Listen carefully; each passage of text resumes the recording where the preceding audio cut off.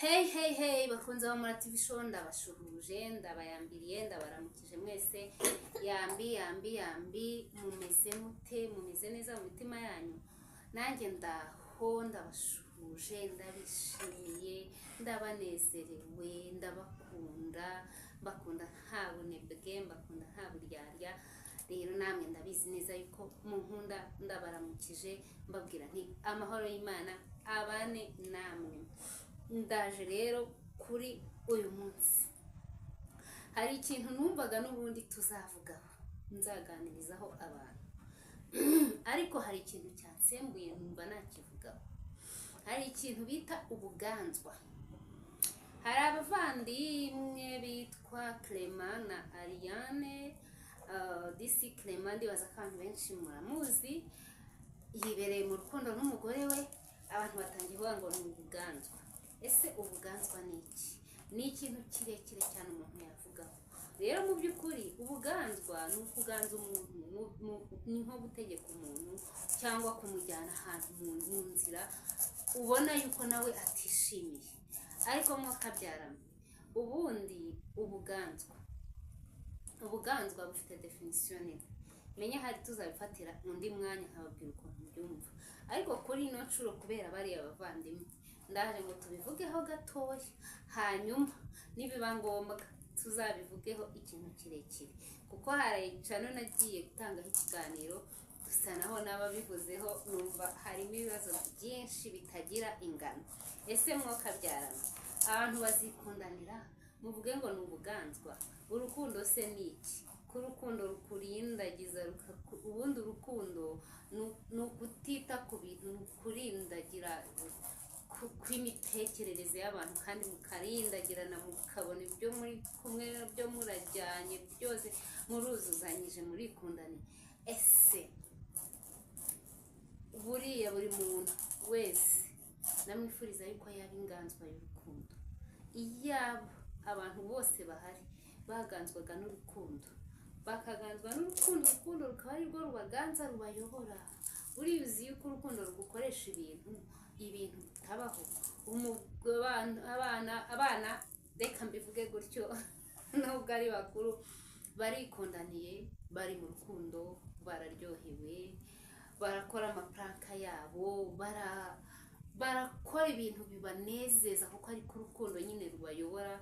Abantu bamwe bakavuga ngo ni ubuganzwa. Uzagira amahirwe, uzagira umugisha, uzaba inganzwa y'urukundo, kuko buriya uri kumwe n'umuntu waganzwe n'urukundo nawe ukaba inganzwa y'urukundo. Ni ukuri kw'Imana isi yaba paradiso, yaba amahoro, yaba umutekano, yaba umunezero. Kandi buriya nyine atangiye no kumubwira n'ibindi bintu, hari ikintu abantu bibeshya rero bakumva yuko umugabo uza mu rugo abana bakiruka, umugore agatitira. Ngiye ndamuzi, uretse ko amarerezo baranatandukanye, yakumva umugabo waje ageze nko ku gipangu umutima ukamuvamo, ubwoba bukamwica, ibintu bikabomborekana, abakozi bakamenya yuko umugabo ageze ku gipangu, abana bakabimenya, umugore ukabona yahonze ameze nk'akana nawe mbese agata ubwenge. Ni iby'abantu benshi batekereza yuko ahari ariko ari umugabo aba ameze, ntabwo ari kuri uyu mugabo nyamugabo aba ameze. Ni ubundi umugabo uryoheye urugo rwe, unejeje urugo rwe, ni uwinjira abantu bose bamukumbuye, bamushaka, bamwisanzuyeho, bamunezerewe, bari bamutegereje, bari bamukumbuye, bari babona yatinze. Apana wa wundi uza bakavuga ati yo turapfuye noneho turashize. Ngira ngo ahari akenshi muri ino sosiyete yacu nyarwanda ni we muntu hari babona yuko ari umugabo ufite icyubahiro cy'umugabo cyo ntitukigarukaho. Imana pe yabahaye icyubahiro, Mana yacu yanjye nitwana kibaka kubera yuko cyo ntigisubirwaho. Ni icyubahiro Imana yabihereye. Niba uri n'umugore ukabutubaha umugabo wawe, umenye yuko hari agace k'ubwonko bwawe cyangwa k'umutima wawe katameze neza, kubera yuko umugabo uko byagenda kose, uko wakwigira kose, ni umugabo Imana yafashe imushyira hejuru mva mu bintu byose. Respect. Rero mu by'ukuri ntitukajye twitiranya ibintu ngo wumve yuko wa mugabo umeze gutyo ari we mugabo mu rugo ari we utari inganzwa, wa wundi n'akantu kagwa hasi akabwira madamu ati mpereza cyangwa kagira gute, ntabwo uri ari we mugabo rwose ukenewe cyangwa kwifuzwa ku buryo wavuga ngo niwe mugabo mwiza, ahubwo umugabo uciringa. Ese niki wagura amahoro y'urugo rwawe? Niki wagura amahoro yo gushimisha famiye yawe? Niba umugore wagusaba ikintu ukagikora, ntabwo biba bivuze ko ari ubuganzwa. Abana bikini mwarabibonye, muraza kubibona. Aramubwira ati ngewe ndaguha igihano, urambara ikanzu urambara ikanzu ushyiraho n'inkweto.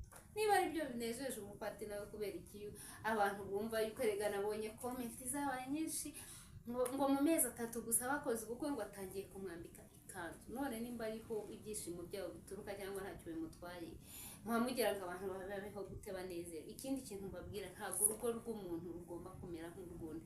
Niba ufite umugabo w'intare, mwakire nk'intare nyine wabonye, wige kubana nayo, kubera yuko nicyo kigerageza Imana kugerageresheje.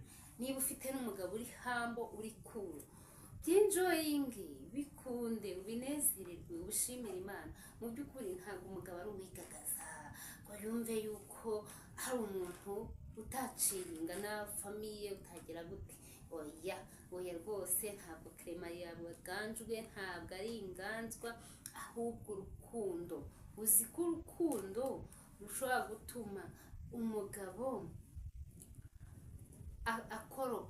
akoropa kandi umugore yicaye, rushobora gutuma umugabo abyuka rwose agategura breakfast neza, umugore ari mu buriri yiryamiye asiza namworosha ati mbe itakwica sheri. Ibyo bintu mwari mubizi? Wari uzi ko urukundo rushobora gutuma umugabo afata umugore w'ibiro nk'ibi byanjye akamuheka? Ibyo bintu mujya mubimenya? None se ubwo nabwo ni ubuganzwa? Ubwo se aba mutegetse ngo ugomba kumpeka?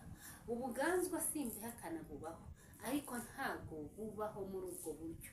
Biriya rero ni ukwinezererwa, ni ukunezererwa urukundo rwabo, ni ukwishimira urukundo rwabo n'urugo rwabo. Buriya reka mbabwire, umuntu ukunda nta kintu rwose, none se biba ari nka joke, ariko zibanejeje, zibashimishije. Abantu bakumve yuko abagabo bo mu Rwanda bose bagomba kuba bameze gutya. Oya, hariho n'abagabo bari cool, bari humble, baharanira amahoro y'ingo zabo, bakoresha uko bashoboye kugira ngo abagore babo banezerwe.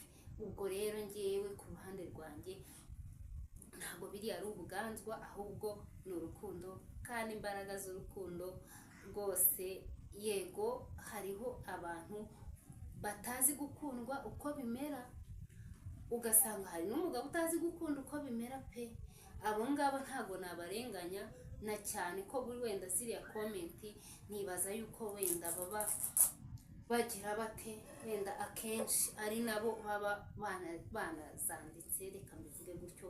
Ariko ni ukuri, ntabwo biriya ari ubuganzwa, ahubwo ni urukundo. Imbaraga z'urukundo ntabwo zigaragarira mu kuba umugabo ahaha everyday, ikintu cyose akeneye agishyiraho, ikintu cyose umubwiye akumva. Oya, na biriya biba bikenewe niyo bafite noneho nk'umwana, nabyo biba byiza. Ngewe ntabwo ndi ku ruhande rw'abavuga yuko uriya mugabo ari inganzwa, kubera yuko mu by'ukuri umugabo mwiza aba cool, akagufasha agakora ibintu byose. Ariko reka mbabwire mw'abagore mwe n'abagabo mundeba, ikintu cyose uzabona kinezeza umukunzi wawe kitarimo kubangamira Imana. Ngiye ibintu byinshi mbishyiramo kutabangamira Imana, kuko nemera Imana yuko iri hayi, kitarimo kubangamira Imana, kuko buriya Imana ni inyagitinyiro, ni Imana nyine. Imana yo ntagereranywa. Ikintu uzabona kitarimo kubangamira Imana yo mu ijuru, yo yagushyize ku isi. Ikindi cya kabiri, kitabangamira amategeko y'igihugu cyacu cy'u Rwanda, uzagikorera umugore wawe pe, uzagikorera umugore wawe anezerwe. Buriya naje gusanga ntabwo ushobora kubaka kubera yuko abantu bavuze ngo yameze gutya. Oya, ahubwo icyo uzabona cyanezeza umupatina muri kumwe uzagikore. Niba ubona kimunejeje uzagikore, nta kindi kintu witayeho, nta kindi kintu urebyeho, kubera yuko ibyo warebaho byaboneka nabyo. Ariko nanone icy'ingenzi gikuru kinini ni ukureba igishimisha umuntu wawe. Ngira nti abagabo bakunda abagore babo respect, abagabo bubaha abagore babo respect. Erega kuba umuntu yambaye ikanzu kuriya ntabwo bivuze yuko biri buhindure ubugabo bwe. Araguma ari umugabo, ntibiri bukureho mind ye, ntibiri bukureho umurongo ngenderwaho ku rugo rwe, ntibiri bukureho abo hanze kumubona yuko ari umugabo, ndetse no ku mukunzi we yanejeje kumubona ko ari umugabo. Ubwo rero ibintu abantu mwirirwa mugira, abantu bafashe ingo bazihindura muri gehinomu neza. Hari ingo nziza basheri, hari ingo nziza, hari kandi buriya mu rukundo ni nkanguhe. Ukunda umuntu nawe akagukunda, buriya umuntu ukunda nta kintu utamukorera. Ubwo rero inshuti zanjye ntabwo ubuganzwa ari buriya. Ngewe nzabaganiriza umugabo w'inganzwa uko mbyumva ukuntu aba ameze, ukuntu aba ameze nzabaganiriza uko mbyumva. Ariko kuri biriya mu rugo nyine haba udukino twinshi. Umugabo ashobora gufata umugore akamuheka agashyiraho n'iswime cyangwa agashyiraho n'igitenge, kandi ntibiri buhindure yuko atari umugabo wuzuza inshingano z'urugo. Umugabo ashobora, njyewe reka sinovugira hejuru, ariko ndabizi neza ko abagabo beza barahari. Kandi niba ufite umugabo mwiza, nawe uzaharanire yuko akomeza kuba mwiza mu maso yawe, kubera yuko nawe uba ugomba kubigiramo uruhare. Ubwo rero amaso y'abantu nta kintu agomba kukubwira. Rero icyo kintu rwose mu by'ukuri, hari igihe ubona ibintu ukabita nyine ubona topic bashyuhijwe n'ukuntu ngo umuntu yabaye inganzwa, ngo umuntu ngo amaze amezi 3 ngo yabaye inganzwa, ngo ibintu byacitse. Kubera iki wumva yuko byacitse? Nagira ngo mbabwire ko biriya bintu abimukoresheje ku itegeko atabikora, ariko kubera yuko yabikoze kubera urukundo. N'ibitari biriya yabikora kandi ubuzima bugakomeza, ntihakagira abantu binjira mu buzima bw'abandi. Ntabwo abantu baba bazi uko babanye n'abandi. Ubwo rero inshuti zanjye, ni ukuri rwose inganzwa nazo zirahari, ariko niba uzi ko uri umugabo w'inganzwa ukaba ubyiyumvaho unabizibona n'ibimenyetso, ndakwihanganisha. Niba nawe wa mugore we ubona umugabo waramugize inganzwa, kuko yewe inganzwa zo zibaho pe, ibimenyetso byazo birahari, ariko nabyo nzabibabwira. Ariko biriya byaba ari byo, ntabwo ari ubuganzwa rwose. Biriya ni urukundo, biriya ni imbaraga z'urukundo. Ahubwo urukundo ni rwogere, muzakomereza aho ngaho, ntibizabe iby'agahararo.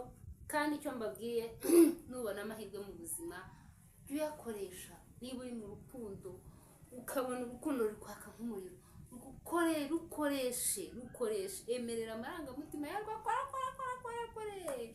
Kuko mujya mubibona, hari abaza bavuga ngo urukundo rumeze gutya, ariko ejo bakagaruka barira. Rero niba ubonye amahirwe yakoreshe. Gusa ntabwo ari byo nifuriza abantu. Mu by'ukuri urukundo ni rwiza, abarufite baba bumva barworamo. Ndabifuriza yuko niba uri mu rukundo, ni ukuri ntihazagire agatotsi karuzamo. Kandi niba nawe uteganya kurujyamo, wa mukobwa we, wa musore we, hamwe no gusenga, Imana izabikora neza. Rero inshuti zanjye, ndabakunda cyane. Imana ibahe umugisha. Bye.